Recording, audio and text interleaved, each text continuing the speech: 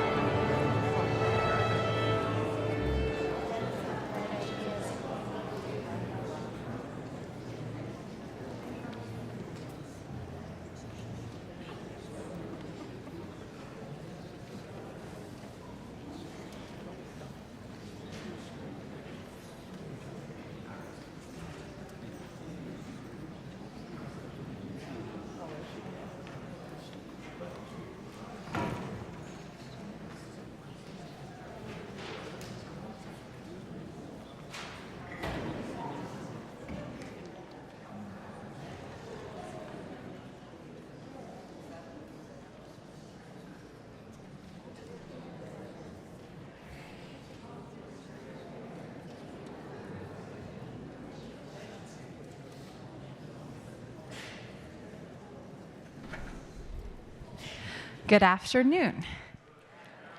Thank you so much for coming out to our concert here at Victory Lutheran Church. We're very excited to have the East Valley Pops Orchestra with us today. I hope you all got a program as you were coming in. It talks about the orchestra in there. You'll also be hearing more about them throughout the concert. On the back, I'd like to invite you to see our upcoming events. Our next thing is not a concert, but it's our choir cantata, and that's going to be on Good Friday. The choir's been working very hard. We're going to have an ensemble, and it's always just a very meditative and beautiful experience. So if you don't have somewhere to be on Good Friday, I'd invite you to come back here. There are two opportunities, 4 o'clock and 6 o'clock. We also have these touch cards. If you don't have a church home or you don't know somebody who does, pick one of these up. It's going to list all of our Easter times when they can come. We have Stations of the Cross. So there's a lot happening here on Holy Week, and you're welcome to come to all of it. We also have another concert in April, which is going to be our artist in residence, Alison Unglaub on the violin with me playing. So I hope you'll come back and support that as well. There are many ways to give. Unfortunately, the QR code inside your program does not work. Technology, it's great when it works, and then sometimes it doesn't. But today we have offering receptacles. You can put a check in there made out to Victory Lutheran. We'll be sharing the proceeds with the music ministry here and with the ministries that they do with music around the valley. You can also use cash, or you can go online.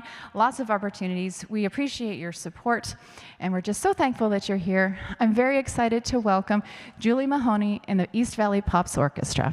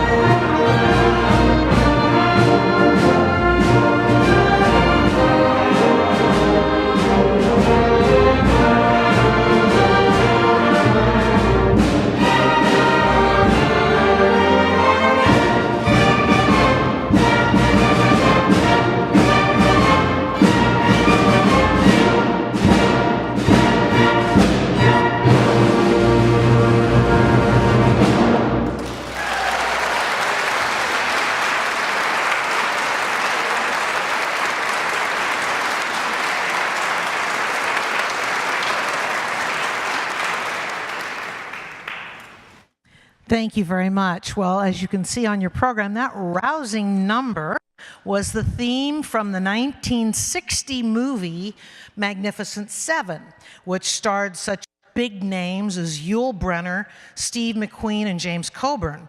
And actually, there was a remake of it. I never saw it, but I'm told that the remake also used the same music, and Elmer Bernstein, who wrote that score, was nominated for an Academy Award, and the American Film Institute put that score in its top 25 musical scores of all time. So I guess that just means it's good music. Some of you may be familiar with the Leroy Anderson. He is the composer of our next tune, the Blue Tango. He also wrote what you hear often at Christmas time, Sleigh Ride. He wrote The Syncopated Clock, The Typewriter, lots of really listenable and fun pieces, and he wrote most of what he did for the Boston Pops Orchestra. So here's the East Valley Pops Orchestra playing one of Leroy Anderson's favorites.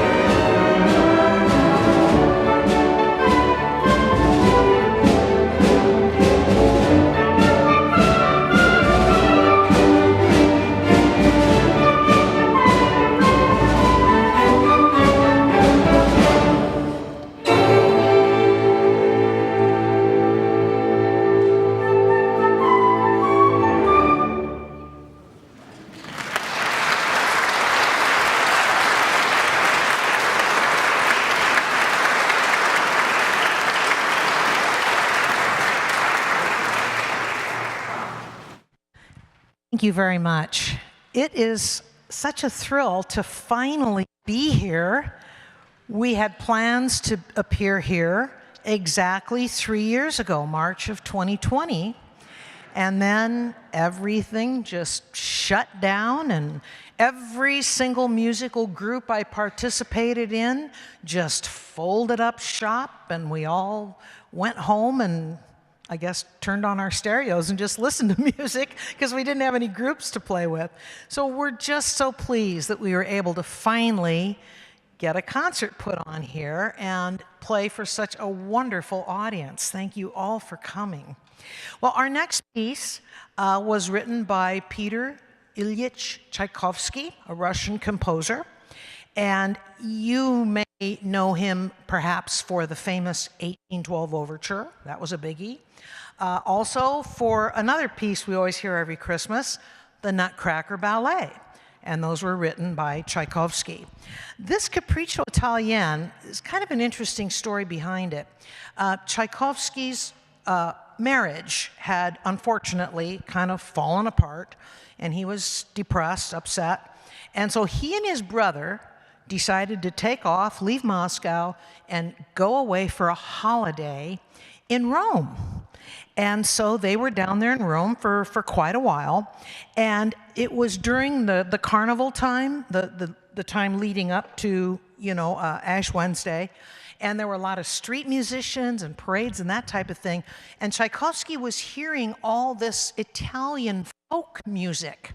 So he had those tunes going through when he composed this piece. And also at the very beginning, you'll hear the trumpets with sort of like a bugle call. And that's reminiscent of what Tchaikovsky and his brother heard every morning from their hotel room, because there was, something akin to like a National Guard station near their hotel. So Capriccio Italien, reminiscent of Tchaikovsky's trip to Rome.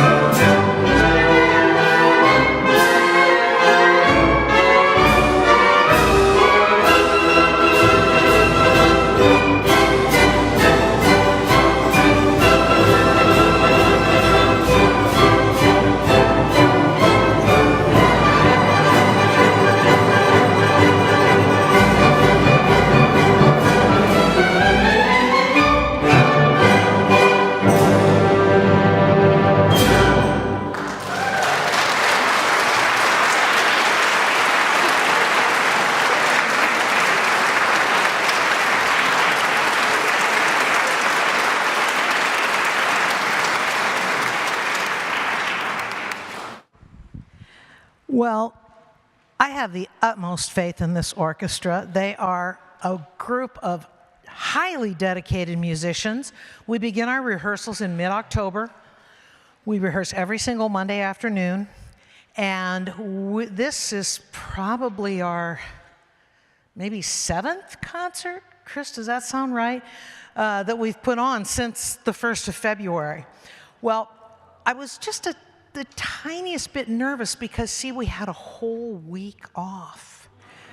And it was like, well, I hope they don't forget their stuff. And wow, orchestra, so far, awesome, just awesome.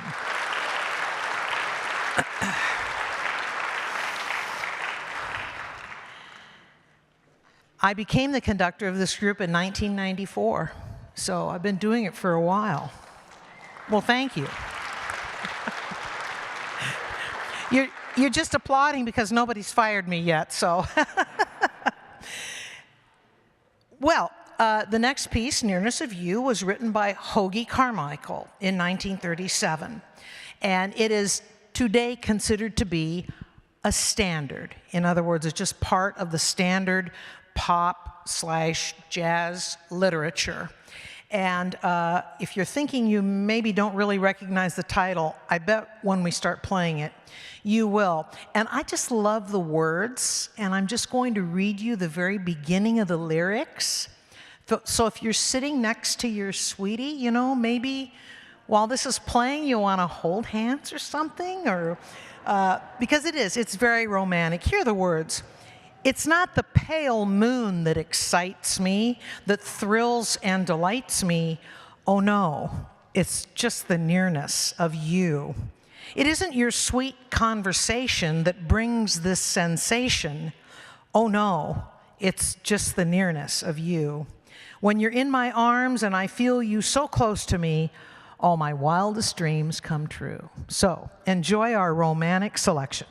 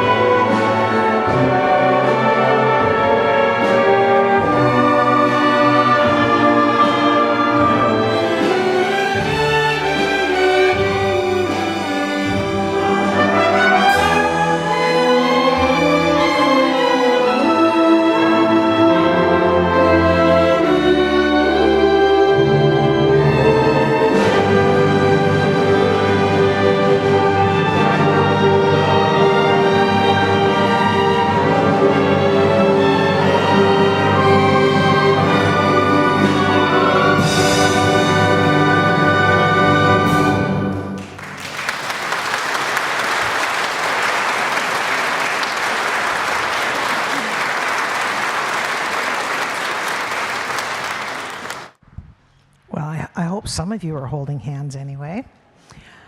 Well, as I mentioned, I started conducting this orchestra in 1994 when I was only 19 years old.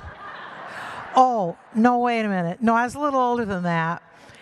Actually, I was 41, and I was the kid, as everybody in the orchestra was a retiree. I don't know, there might have been some people in their 50s, but it was mostly 60s, 70s, and above. Well, now I've finally made my way up the heap, and I'm just this far away from 70, which is fine. I don't mind that a bit. But now we got a new kid in the orchestra, and he joined us 13 years ago, so you were still in your 30s. Oh, he was just a kid when he joined the orchestra. He joined our flute section, and I shortly thereafter tapped him to be my assistant conductor. So I would like to bring to the podium the awesome and talented Mr. Christopher Perry.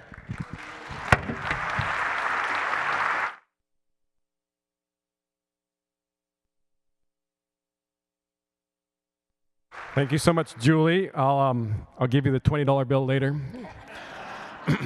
I left my wallet in my car. Anyway, so thank you so much. What a great audience. And this is not my first time here. I was with the organ students about a month ago. You might remember. Some of you probably were at that concert where we had the concert on that side of the room. So I thought we'd try something on this side of the room. This is my other life. Of course, I'm an organist, and I play at St. Mark's Episcopal Church, where I'm the music director and organist there, just down the road. And that's where this orchestra rehearses. And so it's kind of like my private church orchestra, although as you can see, I can't just squeeze them into the sanctuary anytime I want to. It takes a bit of prep. But we're so glad to be here, and I'm so glad that Kristen invited us, and so I'm glad it finally came together after so many years. This next number is Fascinating Rhythm. You've got a program in front of you so you can see it, written by George Gershwin for the play called Lady Be Good in 1924. Now, Fred Astaire and his sister Adele made this piece famous, not only for their dancing, but he actually sang it too. But I have a little bit of trivia for you, and I wonder if you know. The rarest recording of this piece is by a singer named Joe Barry. Does anyone know who Joe Barry changed his name to? Okay, how about this? This is his real name. Joe Barry was just a nickname. Anthony Dominic Benedetto. Someone said it over there. Tony Bennett, that's right. And Tony Bennett sang it a long time ago when he used to call himself Joe Barry. And then he just recorded it again in 2018. And so with Diana Krall, another fantastic musician. And so he is the only musician to have recorded the same piece of music over the span of 60 years. And so it's pretty neat. He's a great singer too. I love him. So this is just an orchestral version of Fascinating Rhythm. I'm not going to sing it for you today. And in fact, it's a very jazzy, really upbeat kind of piece. It starts slow, so don't be fooled. It starts off with a slow intro, but then it takes off like a missile. And it's a standard, kind of like Julie was just telling you about, standard, so that means it's in the jazz repertoire. And so it's very common for musicians to take a song, a standard, and then change it. So this piece isn't normally what you're going to listen to if you hear Fascinating Rhythm. It's going to be fast. And you can hear the tune in there, and it's very jazzy. Features some really neat stuff throughout the orchestra. So please enjoy Fascinating Rhythm.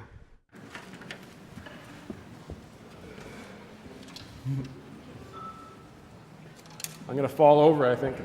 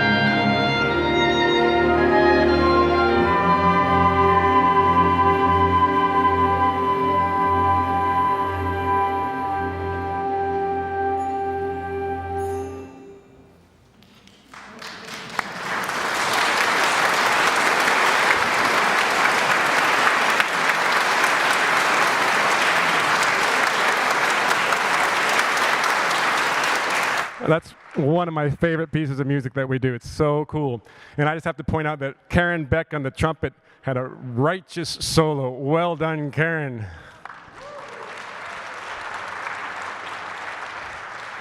I heard you're playing another solo tonight, so I hope your chops are still good. I like to, usually we don't have programs at our concert. Kristen wanted to print up a program, and I think it's a nice idea. But one of the joys I get when there's no program is I get to fool you or trick you or play games with you in terms of what's next. Now, you can look at your program, you can see what's next. But I want you to pretend that you don't know. So, I have a story to tell you. Far off in the country, there was a remote monastery where the monks lived a life of silent contemplation. They never spoke. They only prayed quietly. They worked. They lived. But they never spoke. They had a vow of silence that they had taken. But they did have an exception. Every morning, the abbot would stand before the gathered monks, and he'd sing, "Morning," and then they would reply, "Morning." And that was it. And then in the evening, before their evening meal, he'd say, "Evening," and they would go, "Evening." And that was the only thing they were allowed to speak. Well, there was some boat-rocking monk that did not like the setup, and he was unhappy with it. He was new, of course, new monks. It takes a couple years before they settle in and get used to the routine. But he didn't like it. And so one morning, while the abbot was saying, "Morning," he went, "Evening." And he said it as loud as he could. And the abbot was furious. And he's looking around the room. He's like, and he wanted to know who did it. And so he said, "Someone chanted evening." Yeah. Well, I could tell pity applause when I hear it. I mean, that's okay. It's so-so. So, of course, then, now you know what the next piece is. It's going to be music from South Pacific, featuring, of course, Some Enchanted Evening, and then lots of other tunes from that great musical. So please enjoy South Pacific by the East Valley Pops Orchestra.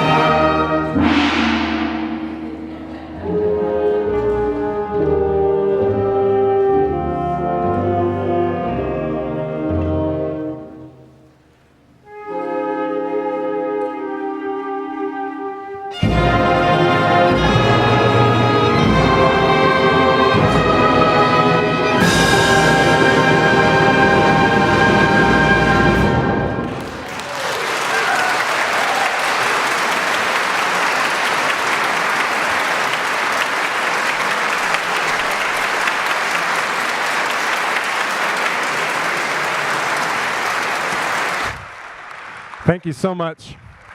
That's fun. That's a great piece of music, great musical. So this is the point in the concert, and I don't think we did put this in the program, because you know what? I do like to surprise you. But we like to feature small sections of our orchestra. And this is a string ensemble, but I think you guys are going to introduce yourselves, aren't they? So I won't say any more about it. So let me give the microphone back to Julie, and you're going to hear some wonderful string music. Well, I had mentioned earlier about March of 2020, when all of our musical activities shut down. And we all kind of got through the summer doing our summer things that we might normally do, going back home to see family or whatever. Well, then the fall resumed, and it just seemed so weird.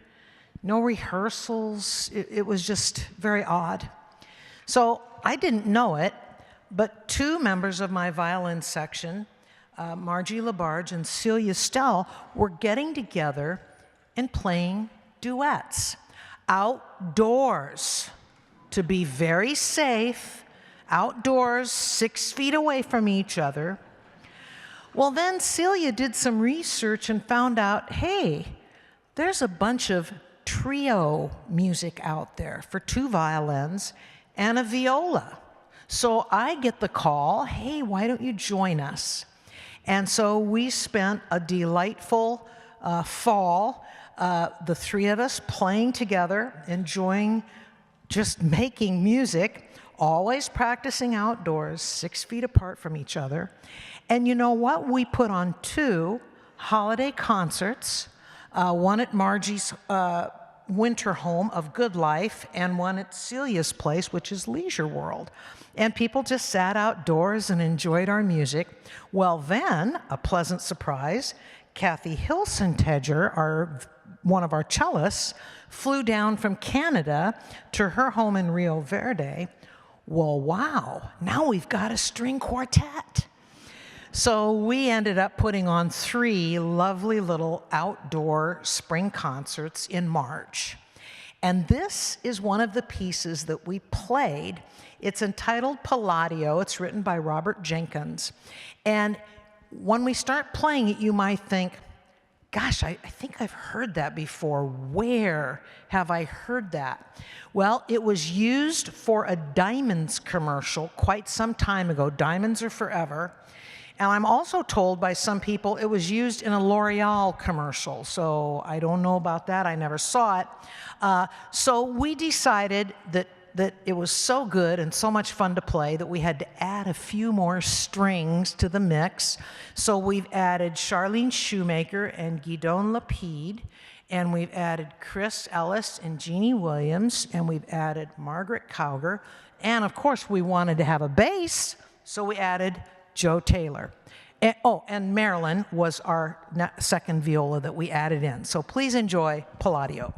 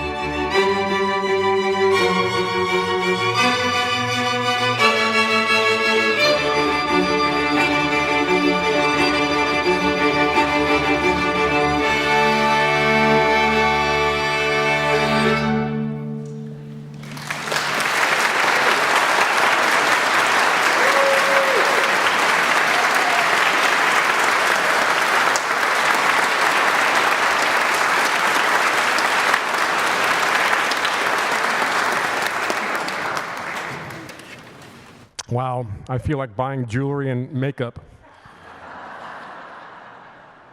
No, it's a really neat piece of music. Fantastic. What a cool piece of music that is. So while they're getting set up, should I tell another story? I don't know. This one, I like to tell this one this time of year. It's, St. Patrick's Day was just 2 days ago, right? And I love Ireland. I like all things Irish. I love Irish music. I like Irish food. I love corned beef and cabbage. I like soda bread. I like all that stuff. And I love Irish stories. So, there was an Irishman who moved to the tiny town of Carrickaveen in County Kerry. And of course, the first thing he did was go to the pub, because that's what all Irishmen do when they go to their new town. Most men, when they go to the pub, would be content to order 1 pint of Guinness. But your man here, he orders 3. The bartender raised his eyebrow and looked at the man, but he didn't say anything, and he gave him the 3 pints. And the man slowly and carefully drank each pint one by one. And then he went on his way. And so the man did this several days in a row, to the point where everyone in town knew him as the man who orders 3 pints of beer. Now, one day the bartender asked him, "Why do you always order 3 pints of Guinness?" And he said, "Well, you see, I have 2 brothers. One went to America, and the other went to Australia. And we promised each other that we would always order 3 pints of Guinness whenever we drank as a way of keeping the family bond."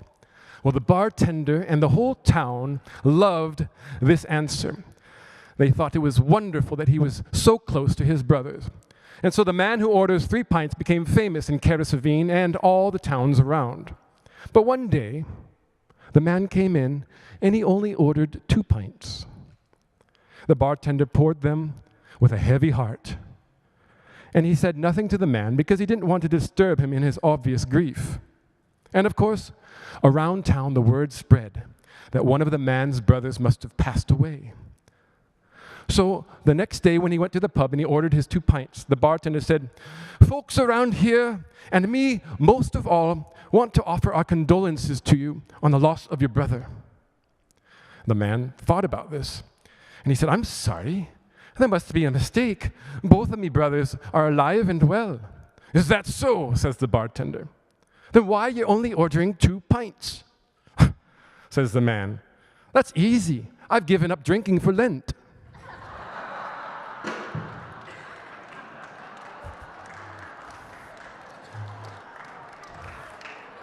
So I love the joke because it's Irish joke and it's a Lent joke too. What gets better than that, huh?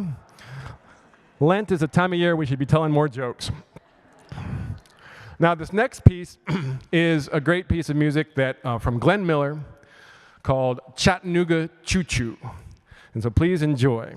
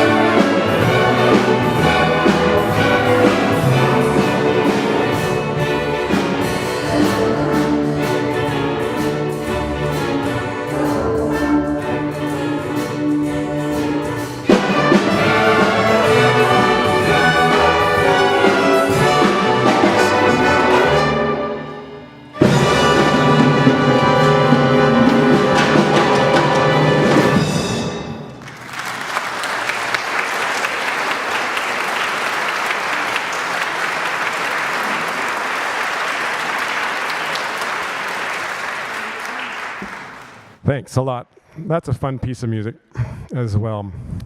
Well, this next number, I'm not going to tell a joke. It's a serious piece of music, or at least it's a piece of music that's worth thinking about. It's a pretty famous tune. It's called God Bless the USA, as you can see in your program. And Lee Greenwood wrote that piece in 1984. And over the years since then, it's become a patriotic standard on the same level as Irving Berlin's God Bless America, or the other patriotic songs that we love and know. And one of the things that I think is very meaningful about that piece of music is that the lyrics tell us not to take all our blessings for granted, not to take even the simplest things in our life for granted, that we should be grateful for them and that we should constantly thank God for them as well.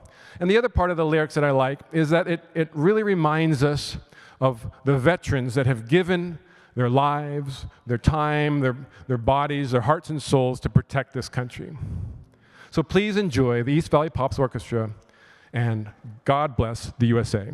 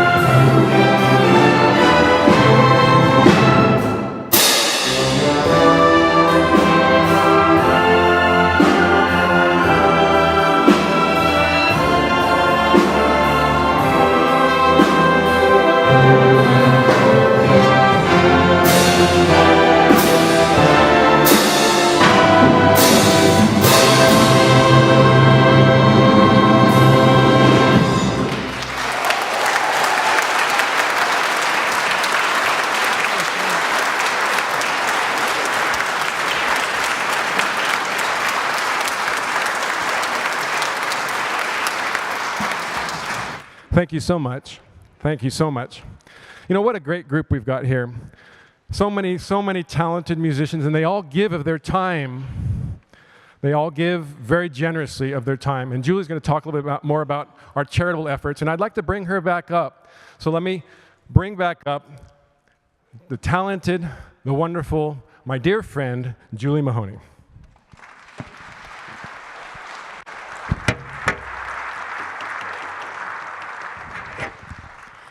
Thank you, Chris. Thank you very much. Well, we're getting close to the end. We've got a couple more numbers for you. This next one, well, actually, he got to tell a bunch of jokes. I got one joke. And it's buried under Chris's notes here. He covered up all my notes. Here it is. Okay. So, how many people are here tonight who are members of Victory Lutheran Church? Just quite, oh good, yeah, quite a few of you. Well, there's a couple in the church, and you might not know them because they kind of keep to themselves, but I know a little something about them. And George is 92, and Dorothy is 87, and they were both, had lost spouses, and they met a year or so ago and finally decided they were going to get married. So one day they were walking down the street in downtown Mesa, holding hands, of course, and they saw a little shop that looked to be kind of an independent drugstore, not a Walgreens or CVS. And so they went in, and George asked the guy behind the counter, "Are you the owner?"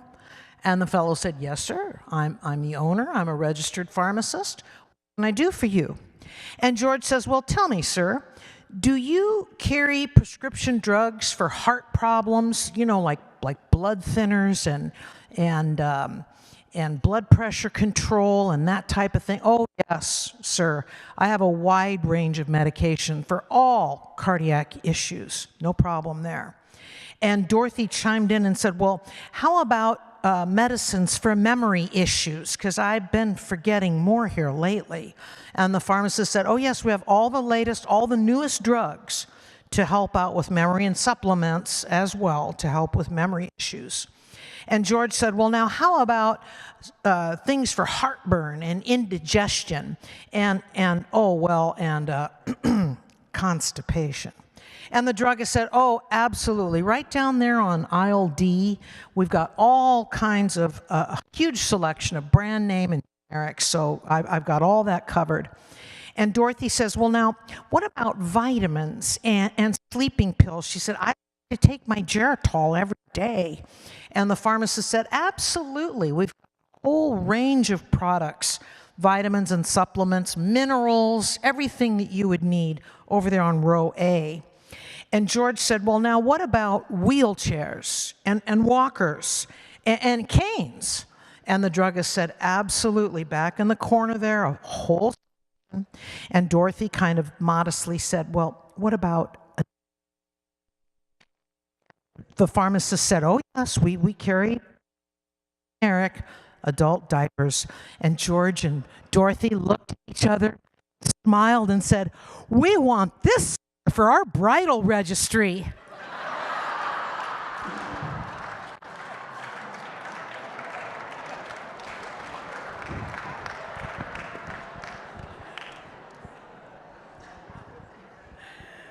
Thank you. I'm glad you enjoyed that. I play in a Dixieland band, and some of the people in the Dixieland band, well, actually, the leader of the Dixieland band is my principal trumpet player, and so he heard me tell that joke, and he said, "Now, Julie, when we have our Dixieland band concert, I want you to tell that joke there." And I was like, "Well, okay." So it's fun. Well, the next piece, as you can see on your program, is called Ashokan Farewell. And this was actually composed in 1982 by an American folk musician, Jay Unger.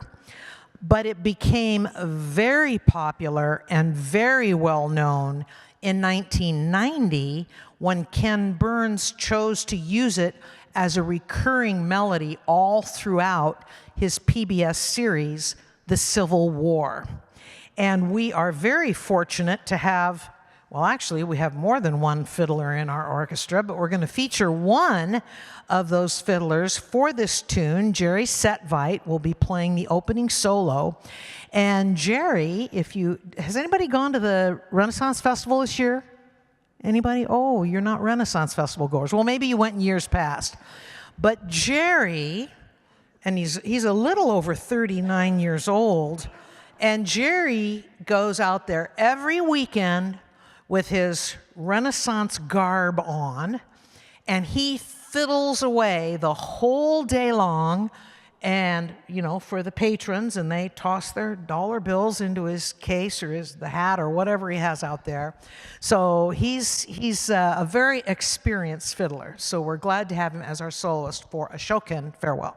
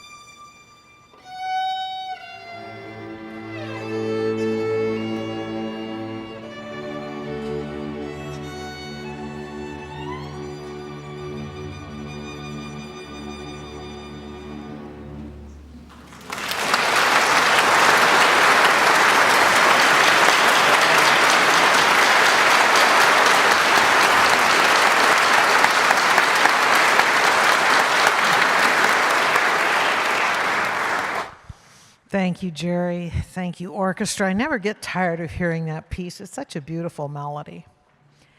Well, it is 4:13. Now, normally we give evening concerts, and I look at my watch and it's 8:15, and I say, oh, it's past your Betty Bye time, and everybody chuckles. Well, we've already gone through nap time, so I guess I can't come up with a joke about that. But we are at the end of our program and ready to play our last number. I did want to tell you a little more. You have some information in your program about our new mission that we've taken on in the last, 7 or 8 years of our existence. This group, by the way, was founded by a group of just 8 musicians that got together to play in Citrus Gardens Mobile Home Park, a little further west of here on University. And it grew and got better, and here we are now today, 41 years later. And when we relocated, in the interim, we were called the Silver Ridge Pops Orchestra because that was our home base. But when we relocated to Chris's church, we decided we would have the name East Valley Pops, and that's when we adopted this new mission of supporting instrumental music in Title I public schools.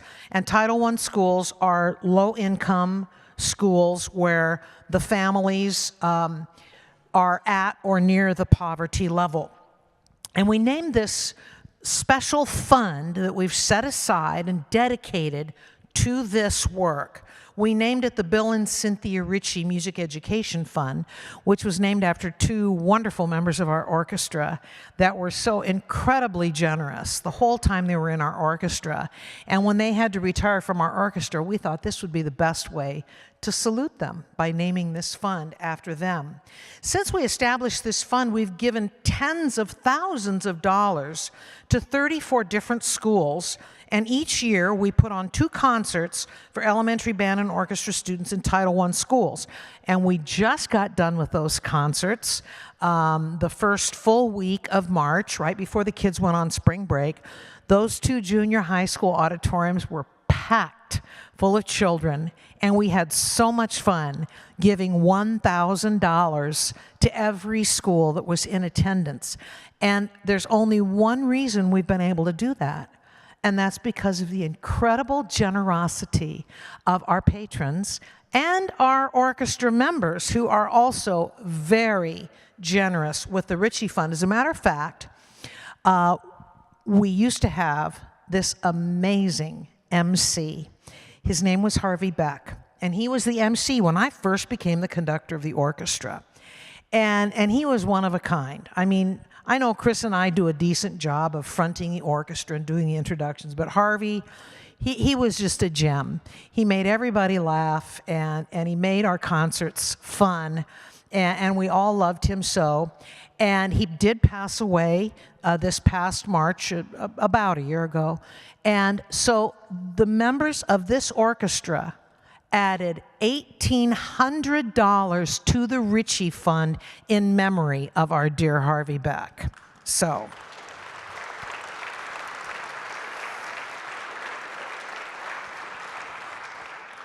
and as Kristen pointed out, in this particular venue, we split whatever donations are in the basket, 50-50, so we get half of what you donate, and everything that you put in the basket, that 50% of what you put in the basket will go right into our music education fund and will be used to support instrumental music in schools that cannot afford to buy new instruments, cannot afford to buy simple supplies for their students, like rosin for the bows and valve oil for the brass instruments. So your money will be well used. And when we're at different venues, I usually say, sort of lightly, but sort of seriously, so when you go out the door, dig into your pockets and pull out those $100 bills. And you know what? The last time I used that line, well, oh yeah, because when we were at your park, we couldn't collect. So the last time I used that line, 3 different people walked right up up to me at the end of the concert and pressed $100 bills into my hand. So it's just so awe-inspiring, the generosity of all of our patrons, and we will put that money to excellent use. So thank you in advance for your donations as you leave today. So now we're going to make some music. One last tune for you. Grease, the Broadway show, first performed early in 1971. Of course, you probably all know it's set in 1959. So this is the rock and roll era, right? It made its Broadway debut in 1972, and by the time it closed in 1980, its 3,388 performance run was the longest in Broadway history, although it was surpassed several years later by A Chorus Line. Of course, I'm sure a lot of you have seen the film. It was made into a movie with a very young John Travolta and Olivia Newton-John. And there are also 2 Broadway revivals in 1994 and 2007. So we're going to give you the music of the 60s. We are going to rock and roll. And guess what else? There might be some audience participation involved. So pay attention.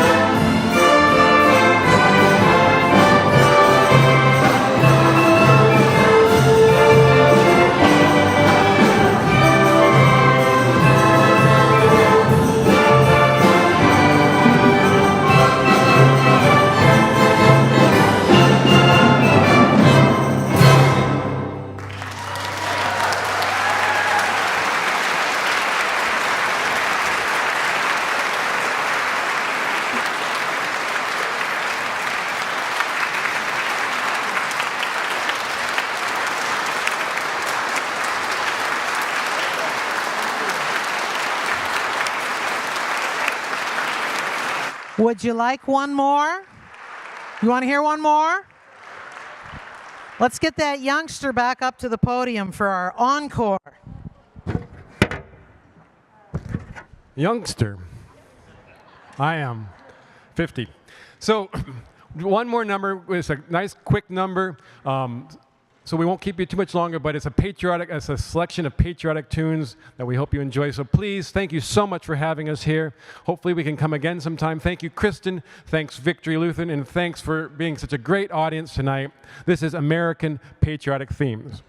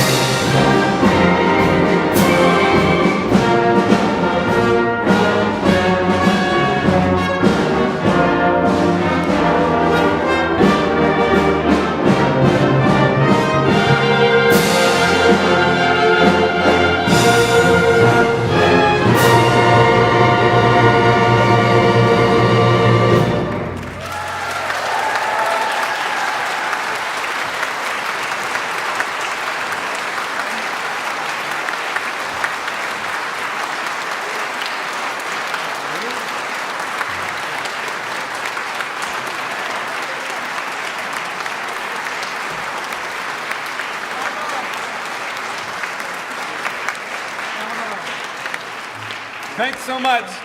Have a good night. Thank you.